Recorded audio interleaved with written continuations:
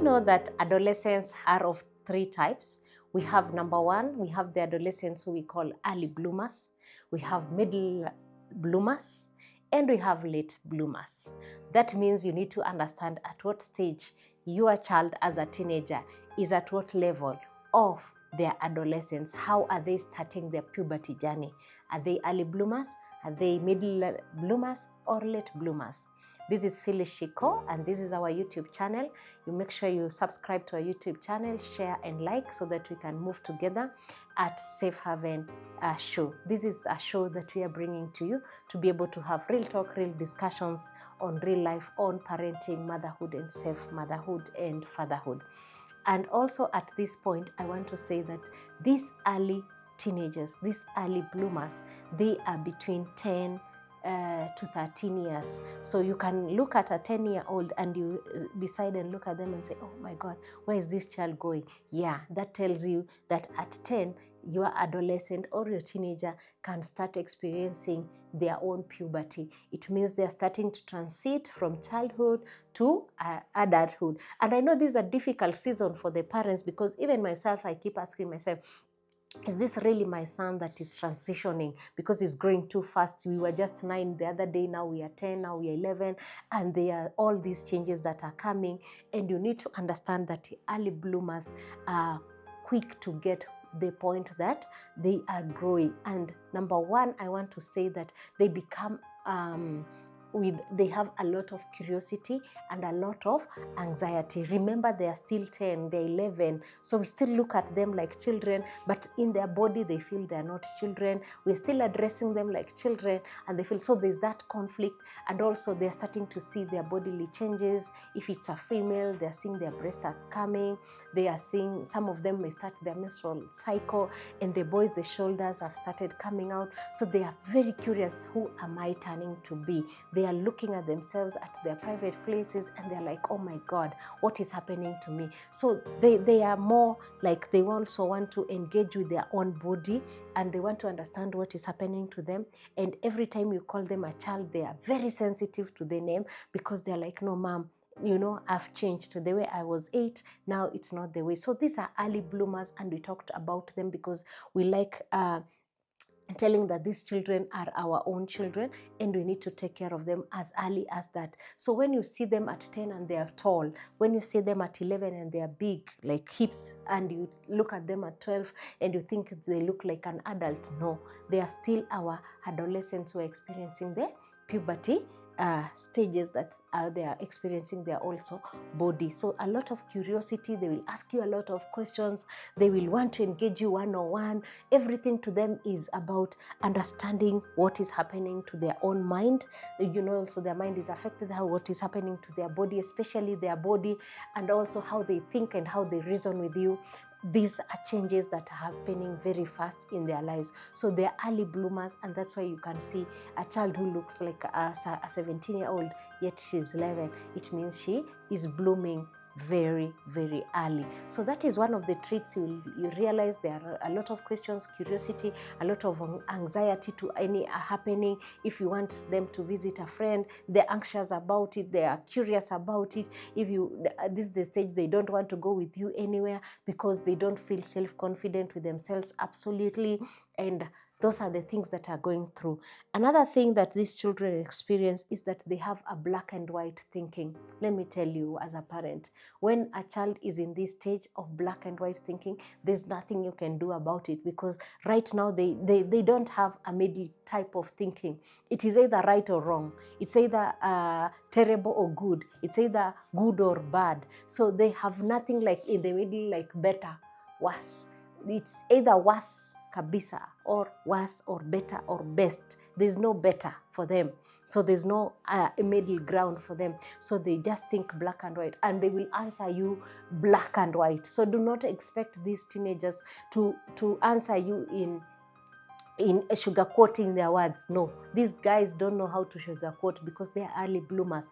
You remember, they are not supposed to be blooming at this stage, but they are blooming at 10, 11, 12 to 13. So you don't expect them to have that mind of having a middle kind of journey. No, they either right on left. It's either we are going forward, we are not moving forward. You don't expect them to negotiate with you into a middle ground of 50-50, or 70-70-30. No, it's 50-50 for them. So these are early bloomers for ourselves. Another thing you realize in them, number 3, is that there is increased privacy. These children enjoy and love privacy. What do I mean? This is where now you'll find that they have a journey which we call independence. They want to be independent. They want to experience that I am big and I need my space. That's what they will tell you. I need my space, mom. I need my space, dad. You just go where you're going, and they will not follow you. You go to, you shall go. I'll just be in this house alone. They enjoy staying alone a lot of the time. They want to experience shutting the room and you don't call them for hours. They want to be in your kitchen like 5 minutes, just pick their meals and rush back to their rooms. If they're in school, you'll find them that when others are playing, they may be in their books, or maybe they are doing a different activity. Maybe there's football, you'll find them maybe doing a different one. They don't want to move with masses at this time. They want that independence. They want also to show you that they can make their own decisions. This is where also you'll start conflicting with them one-on-one because of increased privacy. Mom, I told you I don't want you in my room. Mom, I told you I don't want you near my friends. Mom, I told you I don't want to walk with my siblings who are young. So they don't want to be interfered with these younger siblings. They are establishing their own independence. They're establishing their own rules. They're establishing their own world, and they want to be fixed by you allowing them to go through the process of privacy. They're hiding their breasts. They want big t-shirts, They want to cover because they don't want to expose that the breasts are coming. So they don't want to expose that they're having changes, the broad shoulders. So that's why you'll find them with very big hooded hoods so that you don't see that their shoulders are broadening. So they want some sense of privacy so that you don't get so much to know that today what they experience. They don't want to allow you as a parent into their new world, which they themselves do not understand. As I stated, point 1 is that they are very curious and anxious about their environment and their life and everything that is around them. So in this time, it's up to you, a parent, to start realizing that your children or your teenager needs some privacy, and you need to keep away, not so much, but give them. It's not like when they are young, you keep calling them, like I can call my son like 20 times in a day. No, that one cannot go very well with the adolescents. Where jipange, where just tell me what is more important, what I need to do. So these are not like, we cannot treat them like 7-year-olds because of their independence. And when you get it right as a parent, it will be very easy for you because you already know that their thinking is either is black and white. So it gives you an easier way of you interacting with them. They will, if they want to talk to you, they will approach you and talk to you about 1, 2, 3 issue. It means you can be free with them without interfering with their own spaces, without being too much on their lives, like hands-on in everything that they are doing. Just give them some space so that they can explore this new environment they're experiencing. Remember, some of them are having wet dreams which they never used to have, and they are wondering what is happening.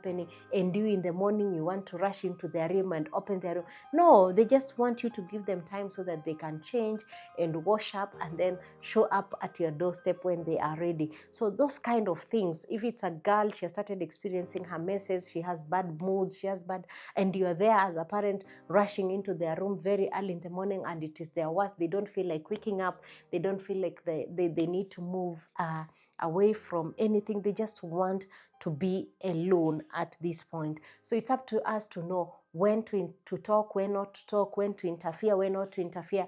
We just allow them some peace of mind and allow us to be denied some access to them at this point, so that the emotions they are feeling, the emotions of maybe the mood swings that are coming with it, the bitterness, the anxiety, the sadness, like I didn't want my message to start now. I didn't want my shoulders to be broadened at this time. I wanted, so let's give them that space to experience it and go through them alone. So this is your time, and as a parent, you need to understand your early bloomer. See you in our next episode as we continue with the middle part of it, so that you see who is the middle adolescent. So make sure you subscribe to our YouTube channel at Moses Basket Initiative. We can share these materials with you and discuss with you, and also you can visit us so that we can have one-on-one. See you. Enjoy.